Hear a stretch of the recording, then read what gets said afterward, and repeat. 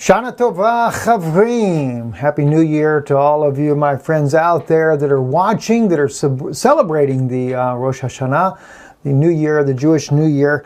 I still kind of believe myself, I lean more towards the Nisan 1, as God told Moses that would be the head of the New Year. But I know here we are at the Feast of Trumpets. It began yesterday as far as the Feast of Trumpets goes. And of course, Rosh Hashanah, we are already in the second day of that particular time frame. As we move through the Feast of Trumpets, of course, we'll be getting into Yom Sukkot, the Feast of Tabernacles, and on the 10th day of the month, not in our Gregorian calendar, but in the Hebrew calendar, we will be at Yom Kippur. We are going to be, though, just as a reminder, before we get started here, we are going to be there at Hunters Point Celebration Center in Lebanon, Tennessee on this Friday, this coming Friday. Conference there. You want to register. You don't want to miss the conference here. It shows you right here.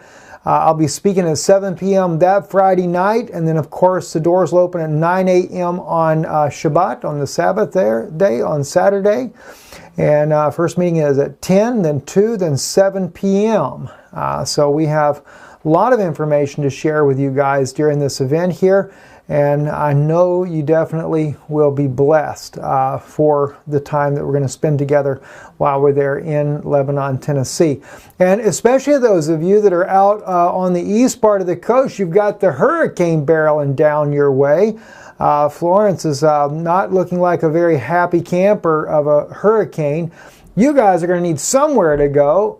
The conference is free. Come on over, register. If you have trouble finding the website, which is hpccenter.com, just go to israelinewslive.org. Look there on the right-hand side of our website there. Scroll down. You'll find the conference there at Hunters Point. And then, of course, we'll be in Kansas on December the 2nd, conference out in Kansas there. All you have to do with the conference in Kansas on our website there, find it, leave us a comment that you're wanting to come.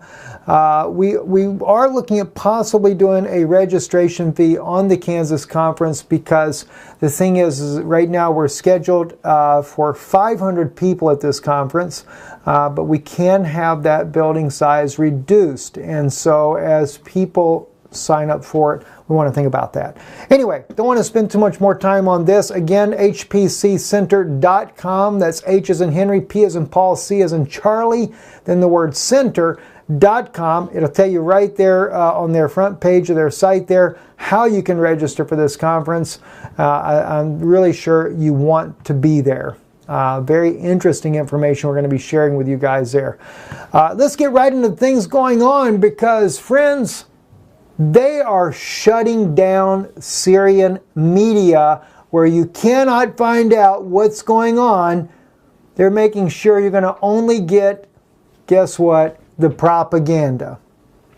It's only going to be Western media permitted to speak on what's happening inside of Syria. Well, we have a little advantage on that. We can tell you what's coming out of Syria, whether or not the West wants to ban these other sites or not. Let's get started. Sputnik, the Arabic channel on Sputnik right here, they are showing what's happening on the ground. We're going to be talking about it because the Sana'a News, which is being banned right now, was trying to report what was going on. But there were rocket launchers in this area right here. And of course, the Russian and Syrian Air Forces swooped down, dropped some bombs in there, and took care of business to make sure that these rocket launchers could no longer pose a threat for the Syrian soldiers there on the ground. Just to kind of give you a little bit of a view of what's happening there on the ground, the bombing does continue as the Syrian and Russian forces are softening up the targets as they begin to do the ground advance in there. There is still a lot of issues with that. The Turkish government also has been rolling in their own convoys of military equipment. Some are saying they're headed towards the front lines. And we're also seeing news coming out that the White Helmets have already begun filming their their staged chemical attacks there.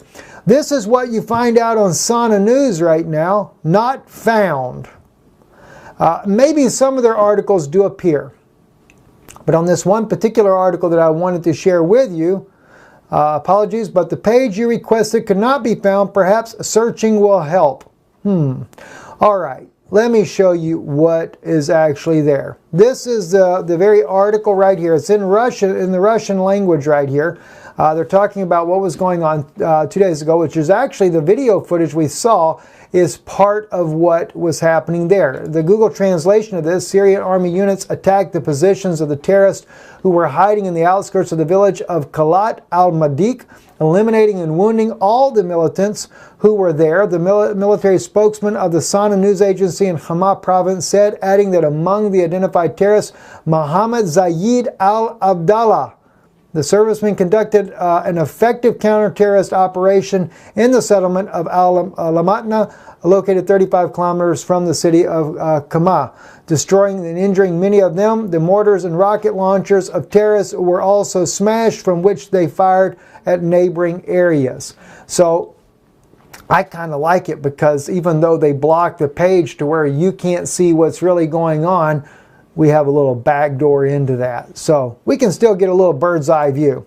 As I mentioned also, RT is reporting filming of the staged chemical attack in Syria, Idlib, has begun. They're showing this here. Of course, that's a file photo there. That's not the actual filming of it. But it says footage meant to serve as proof that the Syrian government has conducted a chemical weapons attack in Idlib, Syria, is to be handed to global news outlets by the end of Tuesday, the Russian military claims. You know, seeing as RT put this out, you know they're not going to do it. It's not going to be handed to them as of yet. You can't put this type of news out there and foil the plot and expect that the Western allies are going to produce this type of material only to make sure that they have to backtrack. Several Middle East TV channels and the U.S. News channel have been sent a Jirsh al-Shakhur in Syria Idlib governorate to produce the footage needed for the provocation. A statement by the Russian Center of Syrian Reconciliation said it added the intelligence came from local residents of Jisr al-Shakhur. All the footage and the staged provocation in, of course, that area there is to be delivered to the newsrooms of TV channels, which are to broadcast it after its publication on social media, the statement claimed. It also said that an Islamist group was provided with 2 canisters of chlorine-based chemical for the purpose of the operation. The Russian military said footage would include scenes of white helmet operatives treating supposed victims of an apparent barrel bomb chemical weapon attack by Damascus. I wonder are they going by American time or Western time or Eastern time? Not really sure. But I'll be curious to see if that actually pops up. We monitor pretty close, so we'll have to see how that goes. You know, speaking of this sarin gas, this channel here, Feast of Trumpets, they had actually loaded one of our videos called Sarin Gas Attack in Syria. Sometimes I have a hard time finding the videos that I do on things once I've done it because I forget how I named it. But this is the video that I did about exonerating the Syrian government from these chemical attacks. That is really the video that will show you the evidence. So if you click on this video here, Sarin Gas Attack, and you watch this, this one was probably the most damaging, because in this video here, we can see the means that they go about it. It was really a very well thought out report that we did there. And I think I was in Europe at the time when we actually broadcast this. So I'll put their website in the link below, Feast of Trumpet's blog spot, or you can look it up maybe on our own channel, Sarin Gas Attack in Syria. I guess that was the actual name of my video that I did on this. But, you know, thank you, Feast of Trumpets, for putting that out there. Because, you know, I was looking for that video the other day, and I couldn't remember how I titled the video. So I couldn't find it. I wanted to share some excerpts with you guys on that, where and specifically and particularly because at the beginning of the video, the way this thing shows it on there, let me kind of refresh that page there. Was, yeah, right there on the very front of the page there. If you look right here, these are the either al-Nusra or al-Qaeda militants there. They were training using this particular system here to launch these canisters that are full of either sarin or chlorine gas, and they were being launched on the individual places there. But it also, in one of the articles there, I show you where the United States military had developed that system and then taught it in the country of Jordan to these terrorist groups that are battling in the area. By the way, we do want to just also remember 9/11, the victims of 9/11, and I really and sincerely, as we're looking at today being September the 11th, this has been a tragedy on American soil. The victims of 9/11. I know there's a lot of information out there, but you know what really concerns me the most about 9/11? We've been lied to so much by our government. And think about it. Think of the irony of this. The U.S. government blames al-Qaeda militants and bin Laden for the attack on the Twin Towers. Even Donald Trump, years ago, when they asked him about it, he couldn't believe that planes did it. He said it had to have been a bomb. Had to have been a bomb in there as well. Interesting, isn't it? I bet he won't say that today, but he did say it years ago. What troubles me, though, is that our taxpaying dollars are still supporting al-Qaeda to try to topple Bashar al-Assad in Syria. The Israeli government has provided medical aid, surgeries to the al-Qaeda militants, and weapons, according to the IDF that was published on Jerusalem Post, which later the Israeli government made them remove that. But we have given them weapons, small arms, as well as cash to buy more weapons with. Al-Qaeda. And yet Al-Qaeda is the one that we blame for destroying the Twin Towers on 9/11. I just think that that's really troubling. And it's a dishonor to all the Americans that lost their lives in 9/11. It's a dishonor to the victims and to their families that our government would still back the very terrorist organization that our government claims took down the Twin Towers. And I already know, you don't have to tell me, I already know all the different, as they call them, conspiracy theories. I highly question if they're really conspiracies. Probably a lot more truth to them. Won't go into that at this particular time, but very troubling indeed. Moving along here, Heather Nauert is for the State Department, speaks about how that ISIS is going to be, that the Free Syrian Army is going to confront the ISIS militants in eastern Syria. I think that's kind of interesting, the timing of her statement here for the United States Department there, because of the mere fact that the Syrian government recently said that they would actually begin taking them out as well. But the U.S. does not want neither Syria nor Iraq, who has been trying to help the Syrian government, to do this. I actually sent a message to the State Department on this, and I said, why don't we partner with Syria and help take out ISIS? You know, if America is so worried about Russia being there, why don't we partner with ISIS then? Excuse me, I shouldn't say, forgive me on that. Partner with Syria. Yeah, we already partnered with ISIS, I'm sure. But instead of partnering with ISIS, we should partner with Syria to take out these militants. But what can you expect? I mean, after all, we fund Al-Qaeda. And John Kerry said, when ISIS was gaining so much headway, well, we just wanted to sit back and see if they could do it. It's really nuts how the U.S. government thinks when it comes to the situations that are happening in the Middle East. But when it comes down to the end of the day, like I said, we're talking about the China Silk Road that is being reestablished, including the oil and gas pipelines, and the U.S. is going to control it one way or the other, or they're going to fight with everything they got in order to make sure they can and not allow Russia, nor Syria, nor Iran, nor China, or anybody else control this. And you don't have to worry about it. The U.S. is not going to attack China because that new economic powerhouse of the Silk Road is a major of importance to the United States economy of the future as well. So no, they're not going to interfere with that. We'll just quickly listen to Heather about this.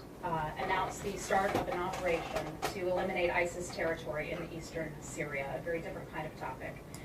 Today, the Department of Defense announced the Syrian Democratic Forces, with support from the de-ISIS Global Coalition, launched the final phase of Operation Roundup to eliminate ISIS's hold on territory in eastern Syria. We welcome this initiative as we continue to support our SDF partners. Now, I'm a little concerned about this. They talk about they've launched this to eliminate the ISIS terrorists in this region, but they've been giving them safe haven. In fact, ISIS militants have requested to go to the Al-Tanf region because it is safer for them to be there. Maybe what's really going on is that the Syrian military is being targeted instead of the ISIS militants. Maybe this is why we get situations like this right here on Syrian media, as well as all their YouTube channels are shut down right now.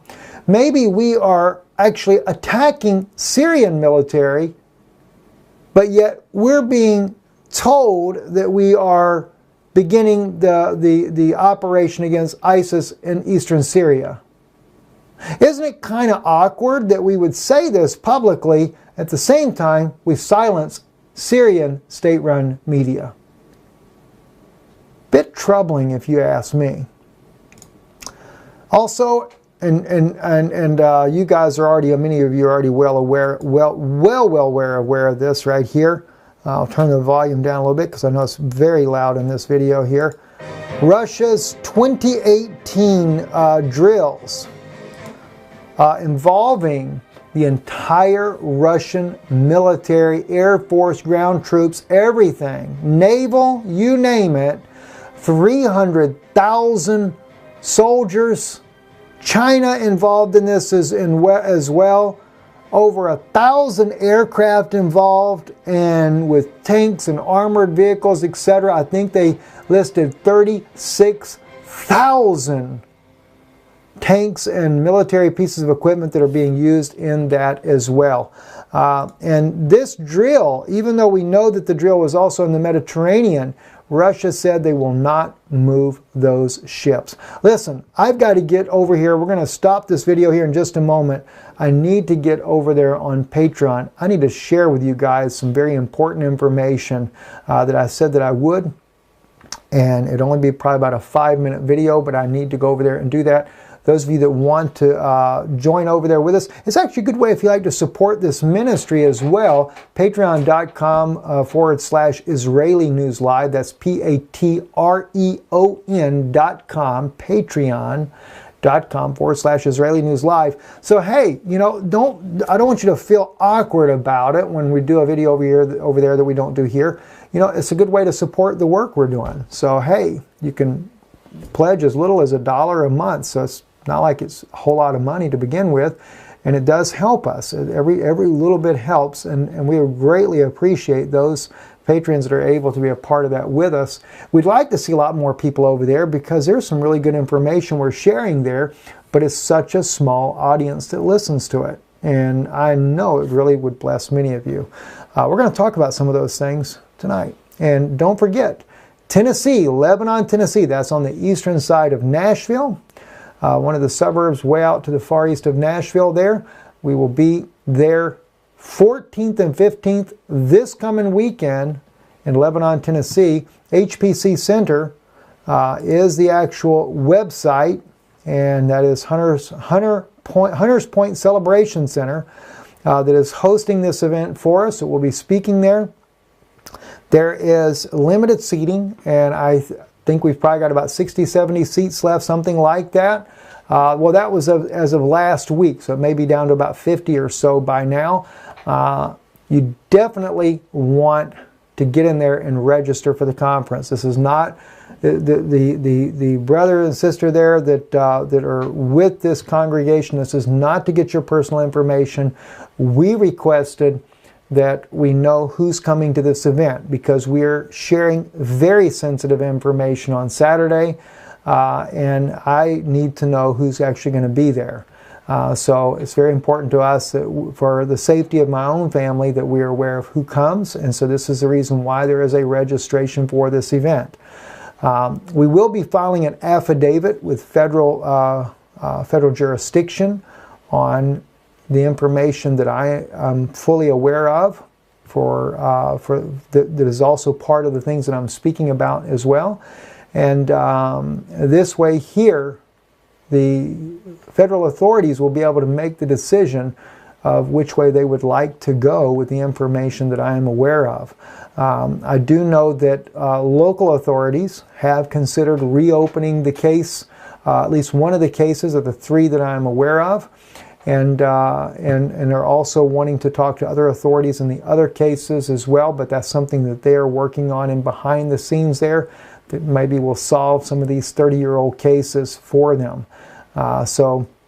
But anyway, we'll be sharing that. We'll be sharing things that we know all the way down from my early time in the intelligence community, contacts in with the Mossad going forward, even with those in the Secret Service, United Nations, and of course the evangelical community, and how all this is leading to a new world order, and some special insights that I'll share with you that you need to know about what could be coming to the United States.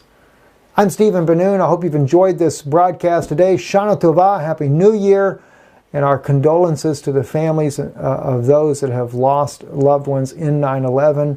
A very tragic time of year and a very tragic time of memory for them. A good friend of ours was a first responder there, and so we know it was very much a tragedy there. And a lot of the first responders as well have suffered tremendously and adverse health effects as a result of that. And so we also want to remember those first responders, those that died in helping, as well as those that have survived but are also suffering some very adverse effects of what happened that fateful day on September the 11th. I'm Stephen Ben-Nun. You're watching Israeli News Live. Erev Tov.